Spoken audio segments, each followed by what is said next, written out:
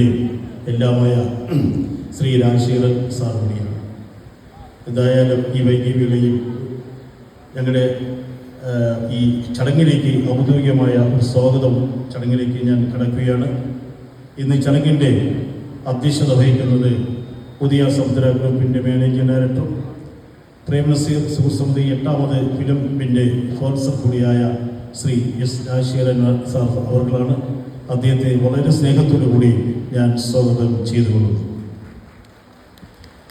പ്രേംസമിതി എന്ന് പറഞ്ഞ ഔപചാരികമായ ഒരു വർഷം നിൽക്കുന്ന ഈ ജന്മദിനാഘോഷ പരിപാടി ഉദ്ഘാടനം ചെയ്യുന്നത് മുൻ ചീഫ് സെക്രട്ടറിയും ചലച്ചിത്ര ഗാന രചയിതാവും സംവിധായകനും ഇപ്പോൾ ദേവസ്വം ബോർഡിൻ്റെ പ്രസിഡന്റും കൂടിയായ കെ ജയകുമാർ സാർ അവർകളാണ്.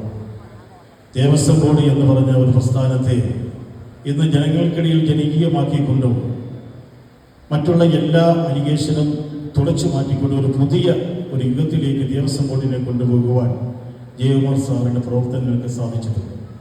കഴിഞ്ഞ 3-4 ദിവസങ്ങൾക്ക് മുമ്പാണ് ജയകുമാർ സാറിനെ ഈ പരിപാടിയിലേക്ക് ഞാൻ ക്ഷണിക്കാൻ പോയത്. വളരെ സന്തോഷത്തോടു കൂടിയാണ് അദ്ദേഹം ക്ഷണം സ്വീകരിക്കുകയും ചെയ്തത്.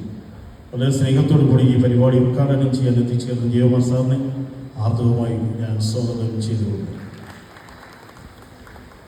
പ്രേംനസീർ സുഹൃസമിതിയുടെ ഈ വർഷത്തെ ചലച്ചിത്ര ശ്രേഷ്ഠ പുരസ്കാരം സ്വീകരിക്കുന്നത് ശ്രീ ആലപ്പി അഷ്റഫ് സാറാണ്.